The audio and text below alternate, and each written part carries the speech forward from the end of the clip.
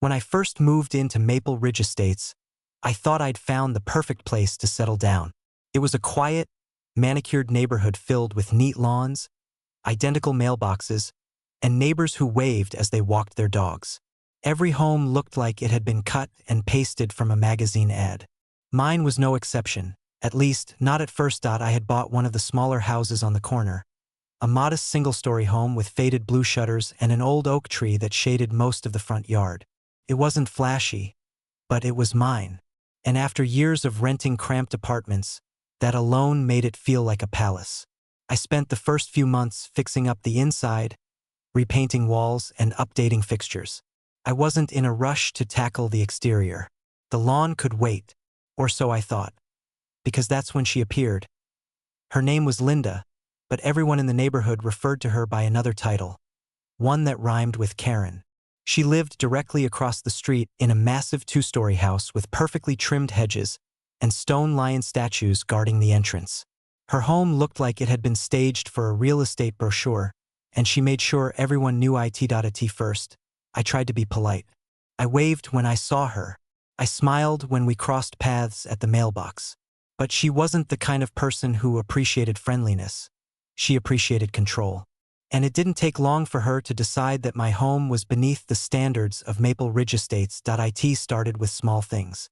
Notes left in my mailbox reminding me that the HOA required lawns to be cut every 7 days. Warnings about garbage cans being visible from the street. Comments about the color of my shutters being outdated. She wasn't even on the HOA board. She just acted like she ran it. First, I brushed it off. Every neighborhood has someone like her, I told myself. The kind of person who takes pride in catching others breaking imaginary rules. But then the letters started coming from the actual HOA. Official-looking envelopes stamped with the Maple Ridge logo arrived in my mailbox once a week. Violation notice, they read. Failure to maintain property aesthetics. Una prove de exterior modifications. Lawn not in compliance. Each one came with a fine, $50 here, $100 there. I couldn't figure out why. I hadn't changed anything since moving in. Then I found out the truth from another neighbor, a kind woman named Teresa who had lived there for 10 years. She told me Linda had been filing complaints directly to the HOA, attaching photos she'd taken from her upstairs window, pictures of my untrimmed hedges, my faded paint, even my recycling bins. Apparently, Linda had made it her personal mission to clean up the neighborhood, starting with my home. According to her, my little blue house decreased property values. She even said it aloud at an HOA meeting, in front of everyone. Teresa told me the room went silent when she did. But Linda didn't care. She had convinced herself she was saving the neighborhood from decline. The next few months were miserable. I couldn't so much as leave a garden hose out without receiving a warning. Every Saturday morning, I'd see Linda standing at the edge of her driveway, arms crossed, scanning my property like an inspector. She had a notepad, too. She actually wrote things down. The final straw came one evening when I returned from work to find a bright orange notice taped to my door. The HOA had officially cited me for unsightly property conditions. The wording was vague, but the fine was clear, $200 due immediately. I could appeal the decision, but I knew exactly who had caused it. That night, as I stood on my porch looking across the street at Linda's perfectly lit house, something in me shifted. I had been patient, polite, and compliant for months. But now I realized that people like Linda didn't understand reason. They only understood results. And I was about to give her results she would never forget. The next morning, I called in a few favors. I had friends in construction and design, people who owed me from past jobs. I asked them for advice and a few contacts. I started sketching plans, researching local permits, and making a list of what I wanted to change. If Linda thought my house was bringing down the neighborhood, I was about to show her what raising property values really looked like. Over the next few weeks, deliveries started arriving at my home. Pallets of wood, paint cans, new fixtures. Contractors came and went. I worked long hours, sometimes late into the night. Linda, of course, couldn't stand it.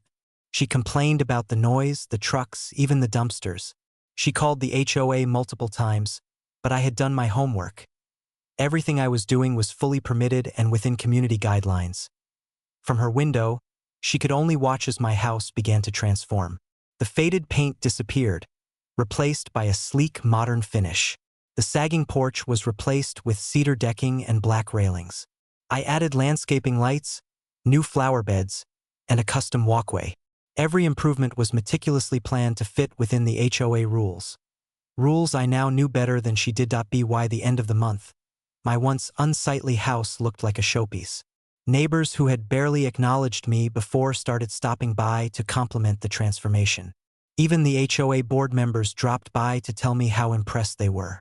And every time they did, I caught a glimpse of Linda peering from behind her curtains, jaw tight, eyes burning with jealousy. For a moment, I thought the battle might be over. I had proven my point. I had taken every insult, every complaint, and turned it into motivation. My home now stood as one of the nicest in the neighborhood, modern, clean, and valuable. But Linda wasn't done. She couldn't stand being outshined, especially by someone she'd publicly called a blight on the neighborhood. I could feel it coming, the calm before the storm. And when she finally struck back, it would be her biggest mistake yet. Because this time I wasn't just defending my home. I was defending my pride, and I was prepared to take things further than she ever expected. Slowly, the dynamic shifted. People who had once tolerated Linda's behavior started to speak out. They praised my renovations at meetings, pointed out the hypocrisy of her constant complaints, and questioned why she wasn't being held to the same standards. The HOA board began to tire of her endless tirades. Transformation of my house had shaken the very foundation of Maple Ridge Estates. What had once been the problem home of the neighborhood was now the talk of the town. People slowed their cars when driving by, pointing out the modern design, the new landscaping, the immaculate details. I could see the admiration on their faces, and more importantly, I could see the bitterness in Linda's 4 years. She had been the self-appointed standard-bearer of the neighborhood's prestige. Her home was the biggest, her lawn the greenest, her decorations the most elaborate. She'd even won the HOA's Best Curb Appeal award 3 years in a row. A title that meant nothing to most people, but to her it was everything. And now, for the first time, someone else had stolen the spotlight. At first, she tried to play it off. She waved when others complimented my renovations, pretending to be happy for me. But I could feel the tension. The smile never reached her eyes, and her voice trembled with barely disguised resentment. It wasn't long before the mask slipped entirely. Within a week of my house being completed, I received another HOA notice. This one was for the improper exterior lighting. According to the letter, my new pathway lights were too bright and disrupted the aesthetic harmony of the community. It was a stretch, and I knew it. So did everyone else. I decided to dig a little deeper. A quick email to one of the board members confirmed my suspicion. Linda had filed the complaint personally. Again, it became her new obsession. Every week brought a new notice, each one more ridiculous than the last. Flag placement not in compliance. Mailbox slightly crooked. Unauthorized plant species in flower bed. She even accused me of having an unregistered structure in my backyard because I had installed a small shed for tools. The HOA board grew tired of her antics, but rules were rules, and they were obligated to review every complaint. Still, something in their tone had changed. They had seen what I had done with my property, how much it improved the neighborhood's overall appearance, and how much it raised comparable home values. The board knew it. The real estate agents knew it. Even the local property assessor knew it. Linda was fighting a losing battle, but she was too stubborn to stop. I decided to turn her own tactics against her. If she wanted to play the HOA game, I was going to beat her at it. I began attending every board meeting. Quietly at first, sitting in the back, listening. I studied the bylaws, memorized the fine print, learned the loopholes. I noticed something interesting. For all her self-righteous posturing, Linda wasn't as compliant as she pretended to be. Her home, though immaculate, had several minor violations. Decorative elements that hadn't been approved, plants that exceeded the allowed height, even an unpermitted pergola built in her backyard. I documented everything carefully and legally with dates and photos. When the time was right, I filed my first complaint. It wasn't vindictive, not yet. I simply cited her unapproved pergola, a small technicality. I didn't even expect much to come of it. But when the HOA board confirmed the violation and issued her a fine, the effect was immediate. Linda lost it. The next day, she stormed across the street and confronted me on my lawn. Her words were venomous, her gestures sharp and frantic. I didn't say a thing. I didn't have to. The look on my face, the calm, knowing expression, was enough to send her fuming back home. From that point on, the battle escalated. She started following me around the neighborhood, snapping pictures of anything she could use against me. When I washed my car in the driveway, she claimed I was wasting water. When a delivery truck parked in front of my house, she accused me of blocking access. It was absurd, but I didn't let it rattle me. Instead, I doubled down on my improvements. I added a garden fountain, a small koi pond, new solar panels. Each addition was perfectly compliant. By the time summer rolled around, the tension in Maple Ridge Estates had become almost tangible.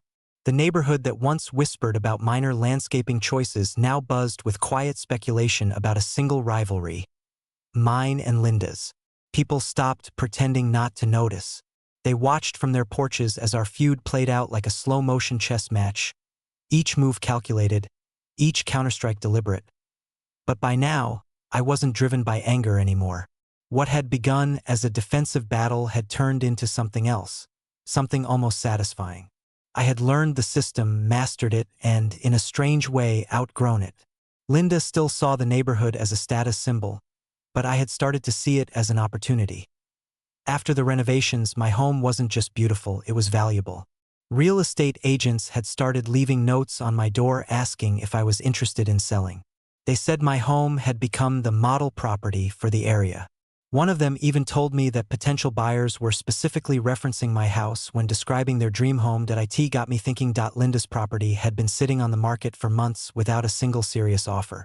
Her listing price was absurdly high, and her reputation around the neighborhood hadn't helped. No one wanted to deal with her. But I noticed something interesting while reviewing listings online. Houses like mine were now worth almost twice what I had paid for them just a few years earlier, so I decided to test the waters. I contacted an agent who had been especially persistent and invited them to appraise my property. The numbers made my jaw drop. If I listed my house now, I could walk away with a life-changing profit. More than enough to buy something even better somewhere else, maybe even debt-free. And that's when the idea hit me. I wouldn't just sell my home.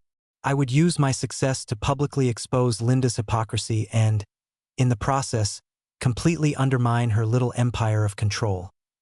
The timing was perfect. The HOA's annual neighborhood showcase event was coming up, a day when residents opened their homes and gardens for tours, and potential buyers could see what living in Maple Ridge Estates was all about. It was Linda's favorite day of the year. She'd always been the star attraction, with her pristine home and manicured lawns.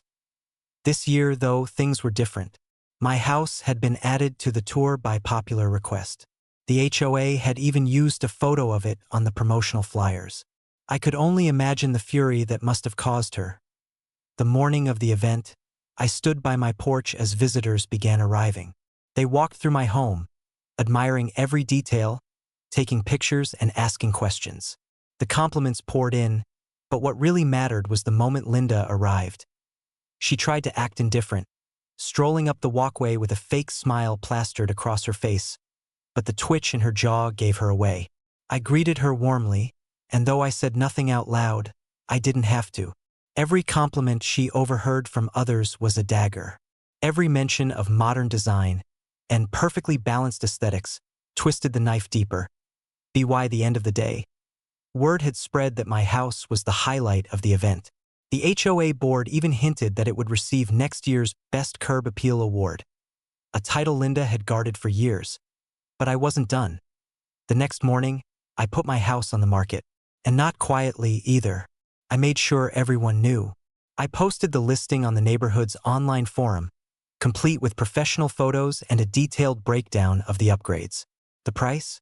Just under what Linda had been asking for her much larger, but now outdated home.